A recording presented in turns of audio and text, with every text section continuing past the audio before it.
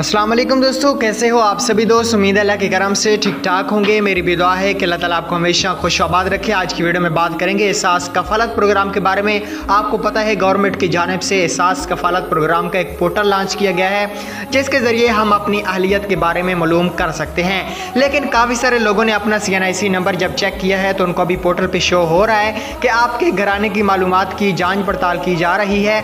जाँच पड़ताल मुकम्मल होने के बाद आपको बहुत जल्द आगाह किया जाएगा। दोस्तों, जिन दोस्तों को जांच पड़ताल का पोर्टल पे शो हो रहा है, आज उन दोस्तों के लिए मैं दो ज़बरदस्त खुशखबरी लेके आ चुका हूं। तो आपने वीडियो को शुरू से लेकर एंड तक लाजमी देख लेना है। अगर चैनल पे फर्स्ट है तो यार प्लीज़ हमारे चैनल को सब्सक्राइब करें। वीडियो अच्छी लगे तो लाइक भी लाजमी कर दीजिएगा, क्योंकि एहसास कफालत, एहसास इमरजेंसी और इन प्रोग्राम के बारे में आपको न्यू अपडेट से हमेशा आगाह करता रहूँगा। चलो दोस्तों, आज की वीडियो को शुरू कर लेते हैं।